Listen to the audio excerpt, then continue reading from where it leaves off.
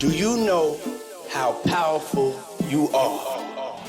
Welcome to the Risepreneurs Podcast. Welcome to Risepreneurs. Reshaping and elevating your mindset to help you achieve what you believe. Sometimes we don't even see our own greatness.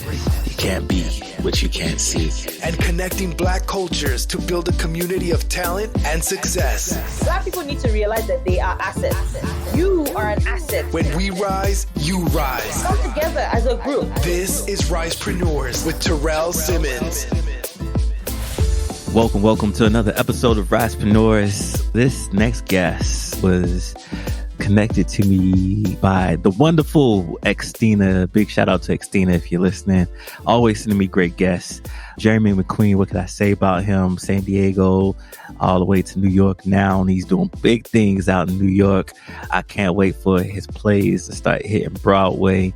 But this was a delight right here. This is when art and entrepreneurship really warms my heart, and to see him doing great things, doing the things that he loves, loving what he does, and hopefully in the company of the people that he loves.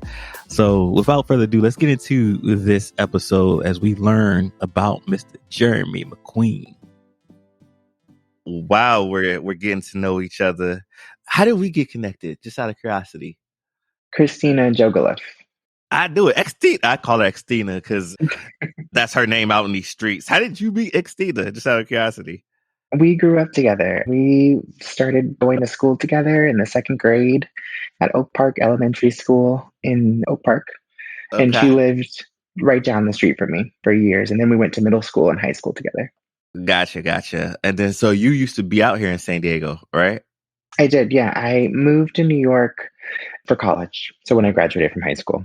Yeah, sounds like you ain't never coming back with the life you live in. There are a number of different opportunities that exist out here versus out in California. California is focused more on like television and film. Right. But for me, it was always my dream to be on Broadway and to be able to tour the world in Broadway shows. And in order to do that, Broadway's in New York. So you got to live here. So you got to live there. So, and I tell you, I haven't watched the full film yet, but I was reading the New York Times article, and man, I hope that you get to record this or record something in the juvenile or in the jail, because I think that would be an amazing piece if you're able to do that. I was just thinking of the choreography and the cinematography that you could do in jail. I once saw a video, I think it was in the Philippines, where they had all the people from jail doing this dance routine. I was like, man, if he brings his love of the arts and ballet and beauty to jail and they do that, it's going to be life-changing for everybody. Yeah. No, unfortunately, the pandemic has presented a number of challenges to be able to do anything like that. But, I think this is a long-term project for me, even though I am focused on right now these first 4 iterations. But I'm absolutely open to ways that this can expand, not just in New York, but across the country. Yeah. And for those of you who join us, I got Jeremy McQueen. And if you don't know the name, you will know. You will know it April 4th. Is that when it drops? No, it came out on Monday, the 15th. Oh, okay. I thought I saw April 4th in the article. So it came out Monday. It's screening through April 4th. Yeah. Gotcha. All right. So we're going to have to drop this next week so we can get everybody involved in this project and make sure they see it. Now, talk to us about the film. How did, I know I read it, but for those people who didn't read it, who are just tuning in, how did this brainchild come together? Oh my gosh, it was a series of a number of events that transpired independently of each other over the course of about a year. But one of the initial moments was Nashville Ballet had commissioned me to develop a new work for them. And they had paired me with a composer, that I didn't know. I hadn't met him before, but they were like, oh, I think you two would work well together. His name is Morgan. He's a singer-songwriter from Nashville but lives in LA. And they really gave us free reins to really think about the type of ballet we would want to create for their institution. They gave us really no limitations. And so Morgan and I kind of put our heads together, and he said, what's a story that you've always wanted to tell through dance? And I said, Where the Wild Things Are. Where the Wild Things Are was a book that I loved reading so much as a kid, particularly because it was just full of imagination. And so he was like, well, let's try it. Let's see what we can do with Where the Wild Things Are. So it wasn't necessarily meant to be, it's not an actual depiction of the film or an adaptation of the book, but, we used it as inspiration just to think Hmm. about what it's like to be, we're both males, we're both queer males, navigating through the world. And then, just before the pandemic, I went to the Equal Justice Initiative in Montgomery, Alabama, where my family's from. And I fell in love with this incredibly haunting photograph by a photographer named Richard Ross. And it's of Hmm. this young 12-year-old boy from Mississippi that is staring at these walls in his jail cell in this detention Hmm. center. And the walls are just filled with etchings and drawings and all kinds of words of affirmation and reflections. And it just inspired me in so many ways just to think about, the number of men that could have lived in that cell before him and the number of men throughout history that are continually impacted by the justice system and the challenges of the juvenile justice system. So in that moment, I just was like, wow, I think that this is our story. Hmm. And so I started doing an even deeper dive into understanding more about the juvenile justice system and the school to prison pipeline, and how in many ways, our public schools and are not necessarily setting particularly Black and brown children up to Hmm. succeed. So that was a huge source of inspiration to me as well, wanting to figure out a way not to necessarily educate particularly white audiences about the Black experience or about these systemic challenges, but more so to provide these young men and women an opportunity to see their lives as something beautiful and valued, something worthy of being shown on an artistic stage, and giving them the opportunity to hopefully inspire them to dream bigger and to continue fighting to turn their dreams into realities. Yeah, absolutely. I resonated with so much of what you said because I remember me growing up as a young man in DC when it was the murder capital, like how Mm, like I somehow escaped the claws of the prisoner pipeline system. It goes all the way back to, being labeled as a child with ADD, the school system not like I'll give you one example. One time I got into a fight with a white boy because like when you do your mama jokes and you snapping on each other, I witted him. And then so he thought it was cool to put his hands on me, as growing up in the Black household, well, your mama tell you, if anybody put your hands on you, you make sure that's the last time they put their hands on you. And so I did. But me and this young man were treated very differently. I was expelled or mm, and sent home, and he got to stay in school. That's mm, how it happened, right? mhm. And I'm like, well, he started it. I may have said some things, yeah, but I didn't put my hands on him. He came at me. So, Wow. and then from there, once you get that label and reputation, it doesn't leave you at school, right? Absolutely. That's how they treat you from there on going forward. That's the development of a record.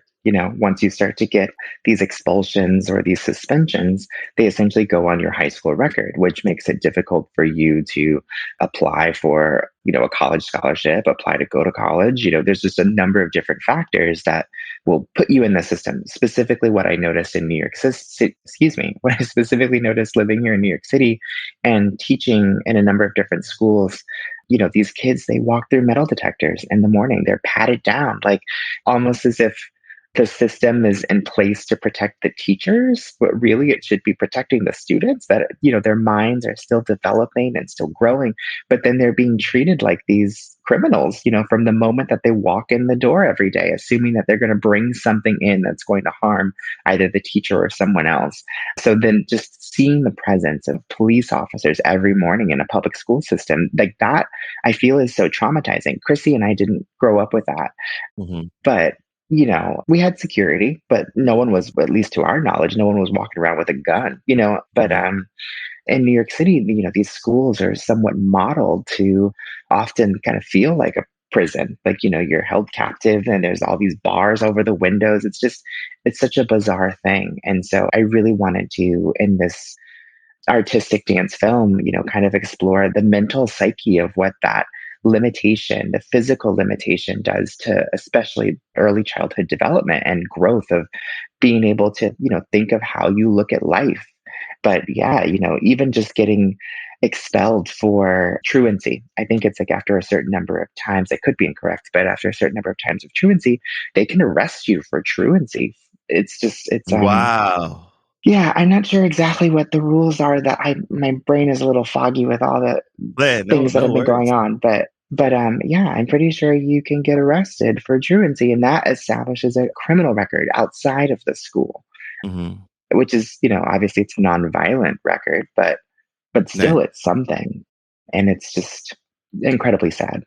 Yeah, yeah. And yeah, I resonate with that too, because in DC, like we had the metal detectors, and then Hmm. we had there was a brief period a year when you had to get clear backpacks so they can see through the backpacks. You couldn't have any more cloth Hmm. backpacks. It was a brief period in time because of the amount of violence, and they beefed up security and police and so forth.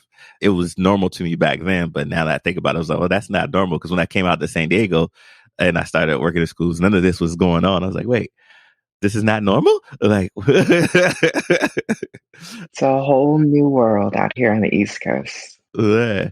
But I'll say, every area has their own thing. Because I think in San Diego, what the police do is they have this system with this gang profile system where if you're seen hanging around gangs, they can tag you as gang affiliated. Like you Mm. could just be out on a corner and it'd be your cousin, but because you're in the presence of your cousin who may be gang affiliated, you now become gang affiliated. And there was a big upheaval and uproar about that, because Wow. that's one step putting you into the system. And how do you start just labeling somebody as gang affiliated or ties to gang when you don't really know that person, right? Just because they're hanging out in Right. the corner with that person.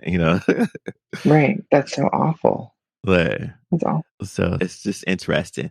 So now I want to dial it back a little bit and talk about the beginning of your journey, way, way back into time. Because, although your films inspire people, I like to get to know people before they got into their career, because that's inspiring too. And there's going to be some young person, some person who may be in a dead end 9 to 5 that's going to listen to this. And it's like, I've always wanted to do film. I've always wanted to do the arts. And I think Hmm. you are an inspiration to connect people to the arts with what you're doing, because I've Thank always you. been into the arts, but you're welcome. But I've never, drifted towards the ballet and the work that you're doing until now, because now there's a story that speaks to me, that I see somebody like me in that story. And so now it makes me want to, go engage with it. Right. How did you get into the world of art? Like, what was the early journey? Like, were you in high school and then you was like, oh, this is somebody came and talked to you, like, this is what I want to do. Like, how did it come to be? I feel like I was always surrounded by just kind of artistic expression. I think that really comes from my parents. My parents grew up in Montgomery, Alabama, and they grew up fairly poor in very large families. And they didn't necessarily have exposure to arts and theater because, their families couldn't afford it. And at the end of the day, it was Montgomery, Alabama. There wasn't a whole lot of like Broadway shows coming to Montgomery. But my mom, she used to tell me stories as a kid of like her growing up watching The Sound of Music on TV, like movie musicals, and how that inspired her and whatnot. So my parents met in college, they got married, and they moved to California. They decided they wanted to try something different and just take a leap of faith and, Hmm. explore a world outside of the one that they knew. And my parents vowed that when they had a child, they would expose their child to all the things that they didn't have an opportunity to experience. So at a very young age, I was exposed to music and dance and theater. I started playing violin around age 5, just not because I wanted to, because my dad was like, you should try this. He might like it. And I did like it. I think I loved everything that they pretty much exposed me to specifically in the arts. But it was when I was about 8 years old, my mom took me to see the national tour of the Broadway musical, The Phantom of the Opera, when it came to San Diego. And we sat on the last row of the balcony in this huge 3,000 seat theater, so high up that we could rent binoculars. We rented binoculars. I kept them glued to my face like the whole time. I hogged them. And, I just loved everything about that experience. It gave me chills in a way that I had never experienced before, being able to Hmm. sit in a theater with these plush red seats and see the set design and then see the orchestra and the orchestra pit and the costumes, the lighting, everything about it spoke to me in ways that I was just like, I want to recreate this feeling. So my parents were like, okay, well, we'll put him in some dance and theater classes and see where this goes. He wants to try this, we'll try it. Hmm. So I had no idea. I had no idea that I could make a living as an artist. I just knew that I really loved it so much so that I would lock myself in my bedroom and I'd put on my CDs and just dance around the room and create my own ideas of shows that I would produce if I could, and dreaming of the days that I would live in New York dancing on Broadway stages and all kinds of stuff. I really just let my imagination run wild, and my parents continued to support that and fuel that every step of the way. That's so beautiful. And I love that your parents were just so supportive and saying, let's try it, let's try it. And I think everybody has to, at some point, if you have a dream out there, you have to just try it. Like just jump, you'll fly. Yeah.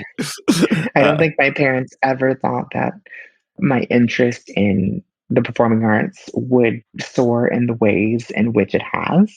uh-huh, I think there's a lot of studies that say, studying music makes you better at math and science and all these different things. So, I think they saw it as wanting to make me well rounded, but I don't think they ever really were like, oh, maybe he'll do this professionally. I think that started to shift when I started to turn around like 12 or 13. And that's when I started to know that people could have careers in it. And I started talking about it a lot more.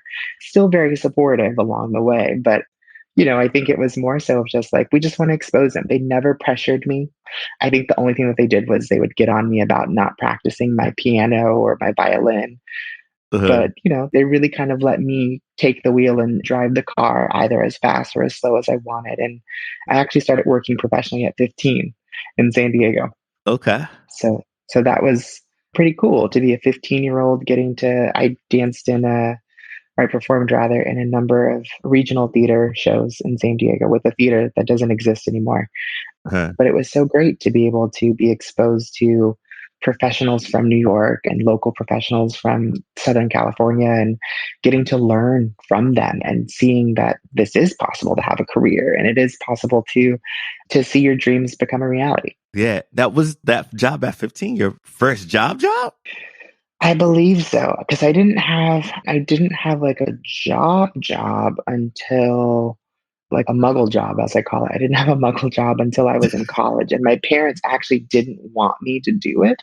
It was my freshman year of college.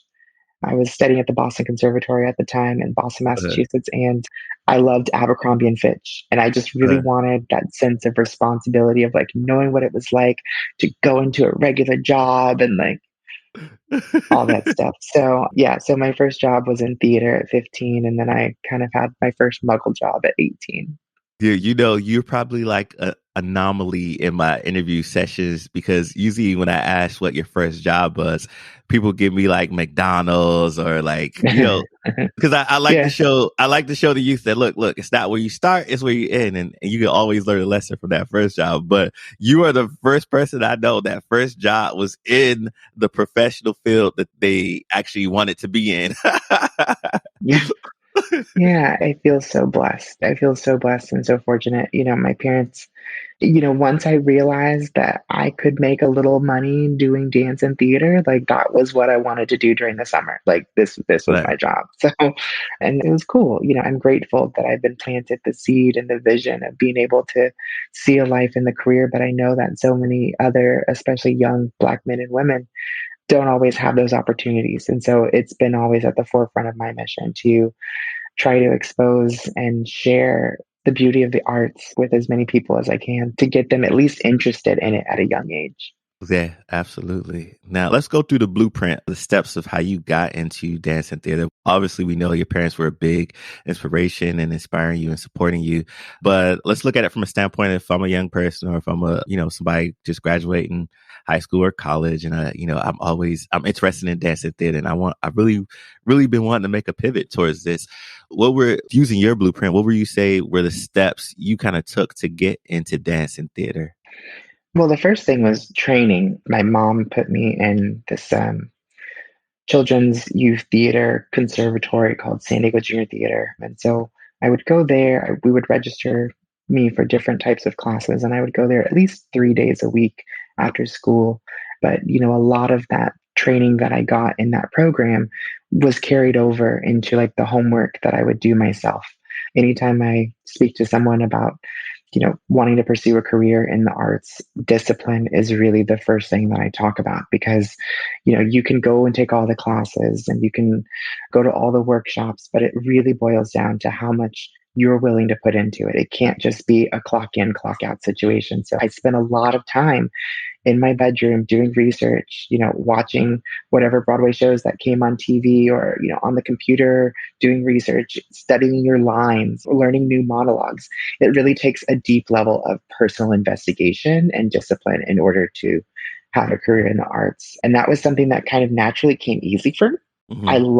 I think I really believe that when you are passionate about something and when you love it, it doesn't feel like work.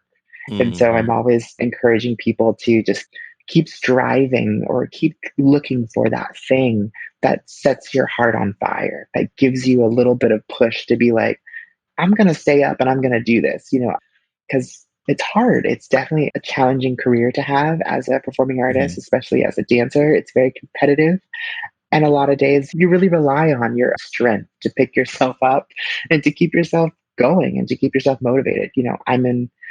I moved out here pretty much by myself from high school. I took that leap of faith and I was prepared to say, I want to try something different. And that's another huge thing that I would stress to a young person that's like, oh, I want to do this.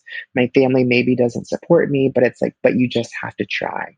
Believe in yourself, believe in the power of your dreams and try. And it's easier to try when you're younger than it is when you're older. Ain't that the truth? I can feel it in my spirit. Like as I get older, I'm like, ooh, I'm more stubborn to want to do certain things, or I'm more apprehensive to try certain things. Like my partner and I went rock climbing last year. And as a kid, I used to go rock climbing. I thought nothing of it. It was fun. I was fearless. This time I was mortified, like mortified.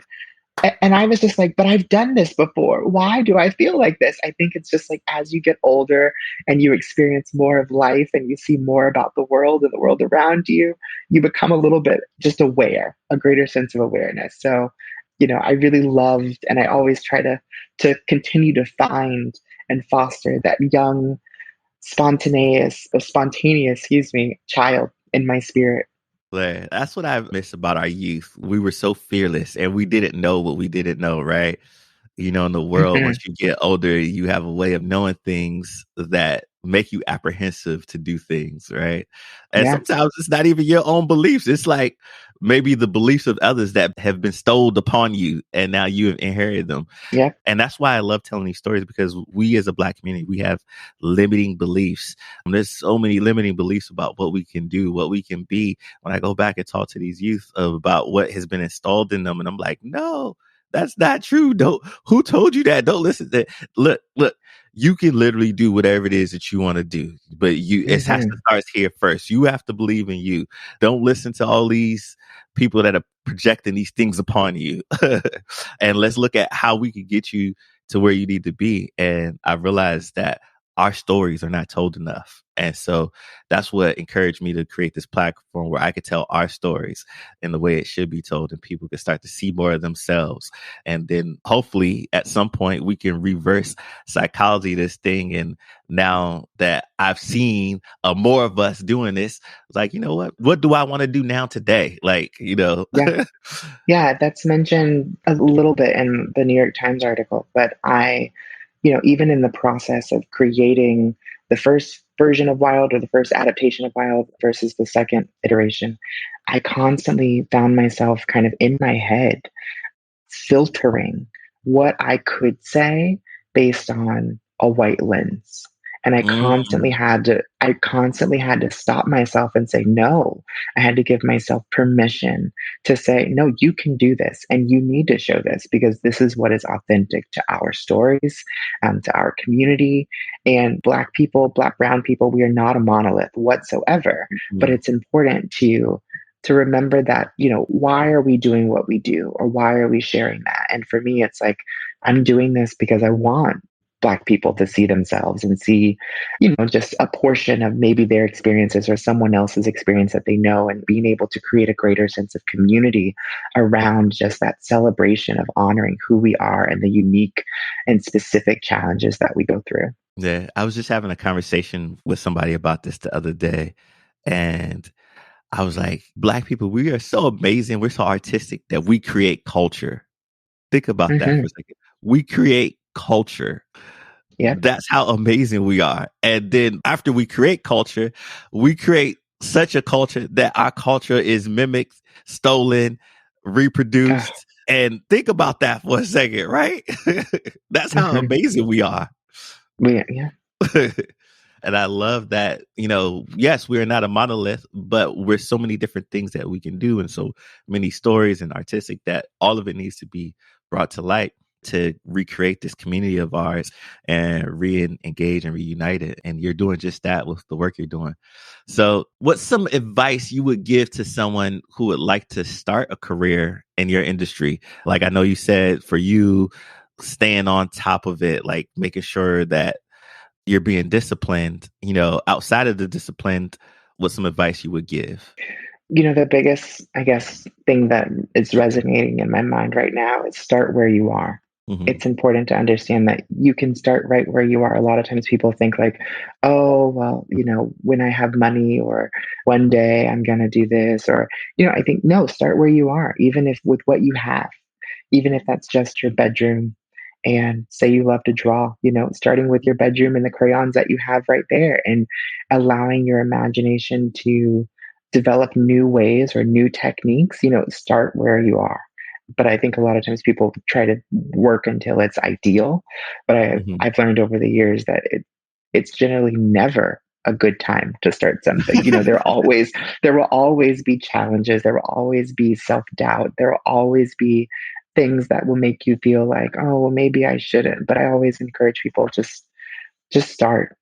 Even if it's starting small, after you finish your 9 to 5 job and you want to dedicate 1 hour a day to doing that artistic thing that you love, not even for money, but just learning more about it or practicing whatever it is, just Hmm. start, just get going.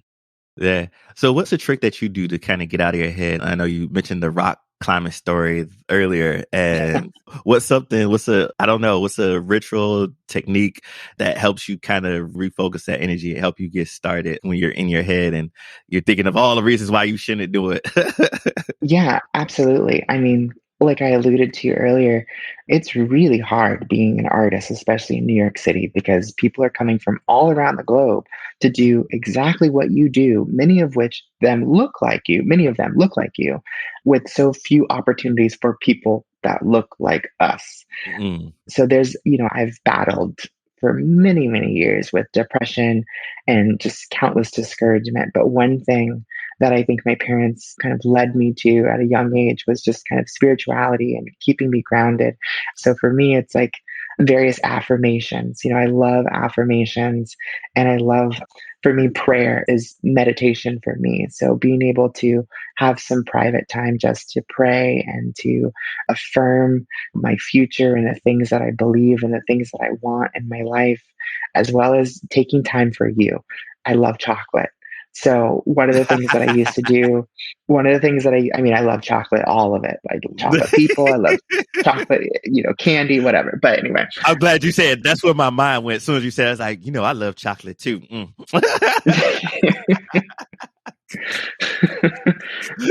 but specifically, I grew up in San Diego growing up loving C's candies, like Uh-huh. love C's candies.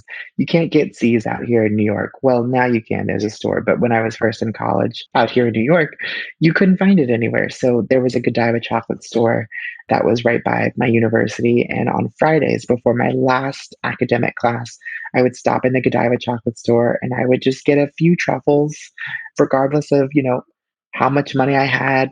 Godiva's kind of expensive. So 2 truffles, is going to cost you about $5. But I would save my $5 during the week just so that I could go and get my couple truffles. And then I would take those truffles and I would either go to Central Park or just kind of walk around the city. I would turn off my phone and maybe listen to my iPod and just listen to music and just kind of really give thanks and refuel myself with motivation, realizing that even though I haven't achieved the goals that say I've the ultimate goals of what I hope to achieve, even just being in New York, it was a blessing and was a huge step. And it was important to honor and recognize all of the small steps that we take towards the bigger goals that we have. So, regardless of the discouragement, the challenges that I faced that week, it was like one thing that I did for myself every week. It was my own private time to do something that I love and to really enjoy just being right where I am.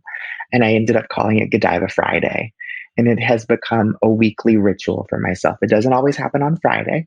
Sometimes it'll happen on a Monday. Sometimes it'll happen on a Tuesday. Sometimes it'll happen twice in a week, depending on how I'm feeling that week. If I need that extra encouragement, it'll come.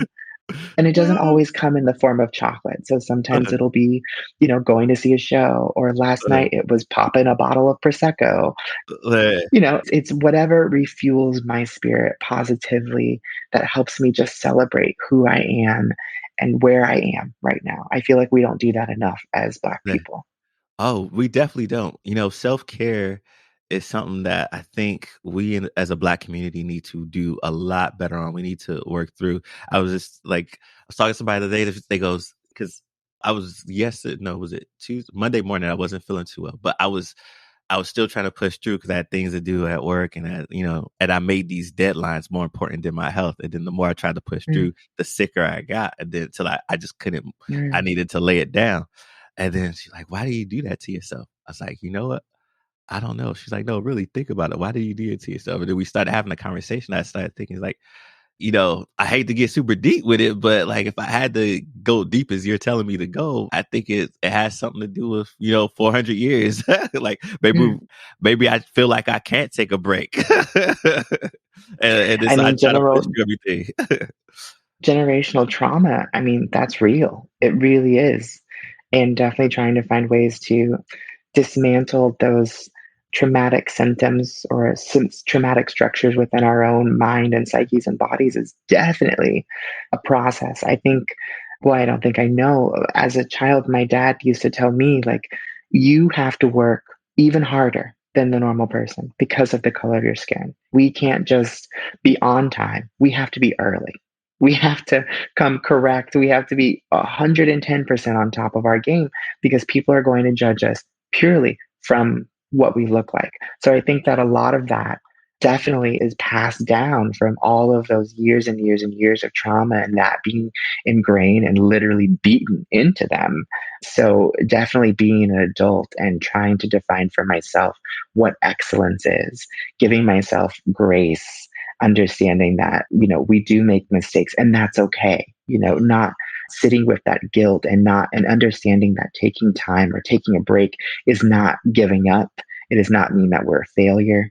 All of those things are things that I've definitely had to continue to reaffirm myself because that's not what we're taught. We're always taught to keep going, to keep going, to keep working harder, to keep proving ourselves, but we're supposed to show that we're okay throughout the whole process. Mm-hmm. And I think it's been really transformative for me to be able to embrace the beauty and imperfection. Mm-hmm. And I think that my work as an artist, by my embracing that idea, I feel like my work is so much more authentic and so much more meaningful because I can really show people and people can connect with that idea of, working through challenges and not having to be Instagram perfect. Yeah, absolutely. And I'm in the season of trying to unlearn what has been passed down and taught to me and redefine what it is for myself. And then one of those, I'm trying to do more of what you do, like that self-care portion. And I'm still a work in progress, but I'm still Of trying course, to. of course. And one of the things that I often teach in leadership development and that I got to know and love is, like say for example, that when we go on an airplane, right? They have, how the stewardess comes on and says in a unlikely event of emergency, flight attendants, kind of tell us that at the Mm-hmm. start of every flight, when the mask appears in front of you, Place yours firmly over your nose and mouth and breathe normally. If you're traveling with a child and someone who requires assistance, secure your mask first and then assist the other person, right? And at first blush, saving yourself might seem like an act of selfishness, but the truth is, though, if we pass out from lack of oxygen, we're unable to help those around us. And this principle also applies to life in general. Like, people have to remember, especially our people, self-care is not a matter of selfishness or ego. Taking care of your own needs on a consistent basis leads to better mental health, greater productivity, richer relationships with family, friends, and in your professional colleagues. So you got to take care of yourself first in order to be able to take care of those around you. And I think we need to do a better job at doing that so we can understand that. Because what happens is if we keep going and we're hurt people hurt people. Yes. Yes. Whether you intentionally mean to do it or not, it'll happen. And so to know what self-care is, to know what love is, you need to embrace that and fully, start to work in that lens. That's beautiful. I just went on my little soliloquy there. I just realized. No, that was beautiful. That was beautiful. So necessary. So what's one good lesson life has taught you? I gave you one of mine. What was one good lesson life has taught you? Oh, my goodness. One. I mean, I could say so many. Believing in yourself is crucial. It's key. It's everything. This kind of ties in with what you just asked me about, like what keeps me going when things get hard or challenging. Aside from that, taking time for myself, it's also understanding that I bet on myself every day. And that if I don't do it, it's not going to get done, or at least it's not going to get done here. Someone else is going to do it.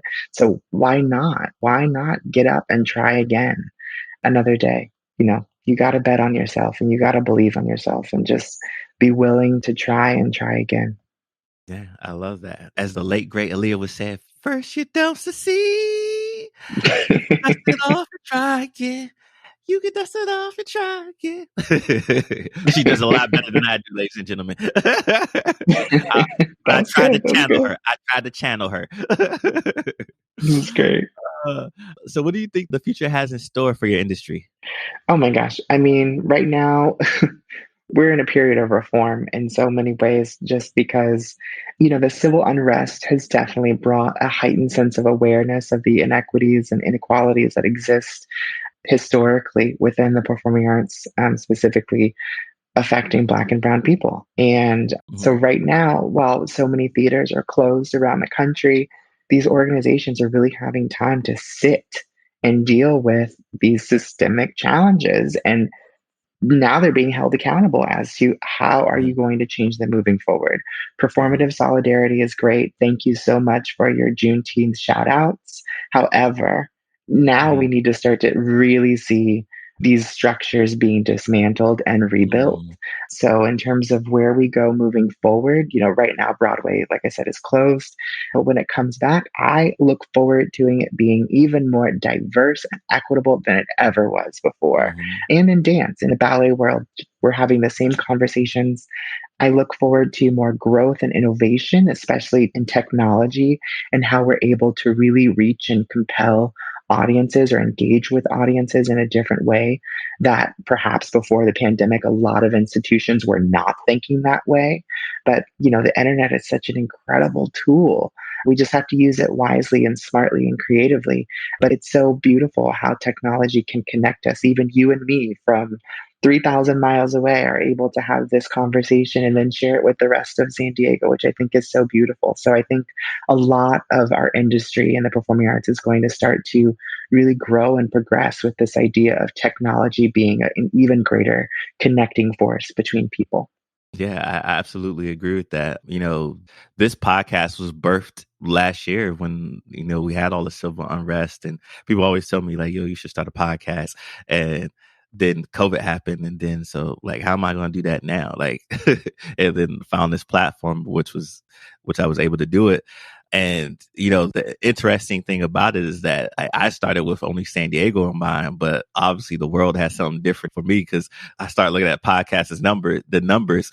I started getting people from the UK, from Nigeria, from France, from Spain, from Japan. I was like, We got Black people out in Japan. Yes, yes, we do. I mean, that's beautiful. Your spirit guides are leading you to think bigger. And But, it's beautiful. You planted the seed. You started where you were, you stopped putting off starting it.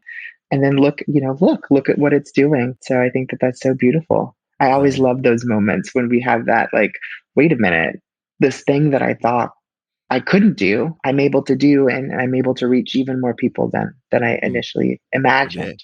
Yeah, it just blows your mind. Like when you, because I know when this article came out, and you're gonna reach a whole ton of people like across the globe. I just know it. I just see it. I feel it. I put that energy out there, Thank you. and it's one of those surreal moments. Like it's happening, but it's happening, right? You're like, is this happening?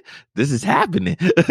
Oh, yeah. Yeah. I mean, that's why when I woke up this morning, I rushed out to get the newspaper because I think seeing it online yesterday, it didn't really hit me. It was more like okay, this is happening. But I think seeing it in paper, having something tactile that I can hold on to, it's just an entirely different experience of realization. Like, wow, this is real. I actually, I told you I ran out to buy the paper. I had to go to 3 stores this morning to find it. I actually haven't even looked at it yet. But as I'm sitting here, I'm just watching my email blow up. And I'm just like, wait, what's going on? So it's surreal, but at the end of the day, I think it's these little glimmers of hope that really propel me with inspiration to keep going. And I think that I'm so thankful that when I start to really get down on myself, because I mean, like, I've been so frustrated, and so it's a lot to put together a film. It's a lot to put together a film during a pandemic, hmm and the responsibility that comes with wanting to tell our stories hmm accurately with sensitivity. It keeps me up at night. So, this past month, I could say I've hardly slept. hmm And I've cried a lot. I've been feeling like questioning, like, can I do this? Should I do this? Am I doing the right thing? But it's just these little glimmers of like, okay, we're going to feature you here. We're going to talk about this. It just propels me with so much more motivation to just keep going. It makes me But just so grateful and thankful and humble, and reminds me, to just keep going, just keep pushing. yeah, and I resonate with that too because when I'm putting together the podcast and then I hear people's stories, and I may resonate with a lot of things in certain people's stories, and I'm thinking also about the audience, because there's different audiences out there, and there's some, because we're not all on my left. There's some Black people that may disagree with certain things that I may put Mhm. out, and there's some of them that they may not be as versed in their surroundings or the lessons they received in life to be as knowledgeable about certain things. So they may reject certain premises. And what keeps me up at night is like, I hope they got the message. I hope they can see past this and get the message, right? Because there's some real good depths in there. Yeah, If they can get past this, there's something there for everybody, right? yeah. And that's something too. It's like those challenges, like those moments when you really are in the mud. I mean, I can't tell you how many times I cried last week, just out of pure frustration of just everything of trying to do this is so hard. And there's so much discouragement, especially when it comes to creating work to amplify our voices and to amplify Black people and to empower Black people. But I feel like I'm starting to learn more and more that it's in those really dark moments that Mhm, once you get so dark, you have to go into light. And it's just figuring out the patience, the tenacity, the strength to continue pushing through those dark moments, believing that it's not going to be like this always. mhm, And that's so hard to do because I faced this a number of times throughout my X amount of years career. mhm. But yeah, it's mind blowing what can happen when we make the decision to just keep going a little bit more. Yeah. And not only that is you're looking at your trauma is real. And then it's like you have the scab isn't fully healed. And then somebody peels that sucker off right again. And you have to make a conscious effort to like, Lord, please help me just go through. Hmm. Let me go through this and not stay in, but go through Hmm. it. Yeah. And I feel that's where we're at as the world today. I feel like what you see happening in the world of arts, when we look at all these injustices and systemic racism and things that's going on in the arts, it's a microcosm of what's going on in the world, what happened since George Floyd, and it's happening Yeah. everywhere. Where we're forced to pause, look at ourselves, peel these layers of the scab back so we can fully attend to the wounds that has been caused here in America and around the world, the injustices. And, there's some people coming out of this that did some time to reflect, and some people who have not taken the time to reflect. And something new is about to get created. And what that new is, it's exciting to see. It's our time. Yeah, it's our time, just being able to see the TV shows that are happening, the ways in which we're able to share our voices, our experiences, our challenges, the things that I talk about now in terms of lack of representation, equity, injustices that I faced or other people in my industry have faced. People were not as receptive to really hearing us. And it took us having to lose another Black life and another Black life and another Black life for people to finally start to get it. But I'm glad that we are on a path towards healing and towards really, really honoring and loving Blackness. Yeah, I love it. I love it. And that's what we're here to do. At least that's what my work has been called to do. It looks like you are definitely on that path. Thank Jerry you. McQueen, I think me and you could sit and talk for hours, but I try to keep this a drive time if we ever get back to driving. A length of a podcast. So let's close it out like this. What projects are you currently working on? Tell us all about Wild and any other stuff you're working on, and where can people find you? Yeah, of course. You can find me on my website, blackirisproject.org. We're also on Instagram and Facebook and Twitter. Our Instagram is just at Black Iris Project, but I'm working on Wild right now. That's a year-long project. This is the second iteration or the second portion of a 4-part film that will be coming out over the next year. The third portion comes out in May and is actually going to be a live performance in the Bronx here in New York. And then we've got some dreams. I've got some dreams of Netflix and some other things for this. Yes. Put it out there. Netflix, if somebody from Netflix is listening, give my guy a call. Yeah, y'all owe us a couple more. Come on. But, Wild is really the forefront of my focus of what I'm working on artistically right now. But I love to stay engaged with people, especially my San Diego community that I hold so dear in my heart. So, please feel free to follow us. And if you're able to support us, we run purely off of the generosity of our community and our supporters. And so all donations are tax deductible and they can be made on our website, blackirisproject.org. I love it. I love it. And if you missed any of those links, I will have Jeremy email me all the links and I'll put it in the show notes so that you can just easily click on the button. So there's no excuse. Jeremy McQueen, it's been an absolute pleasure to have this conversation with you this morning. I thoroughly enjoyed myself. Hopefully you enjoyed your time here too. I did. Thank you. When Act 3 or 4 comes out, let's do this again. Okay. Right. Sounds great. Thank you so much. No problem. And that's been another episode of Risepreneurs, ladies and gentlemen. Make sure you tune in and click on those links to stay in touch with Jeremy. Thank you for listening to another episode of the Risepreneurs podcast. Thank you for taking the journey. Be sure to like, comment, and smash that subscribe button. And stay connected with Terrell on and off the show. Follow at Risepreneurs on all platforms. Do what you love what you do. Don't chase the money. Let the money chase you.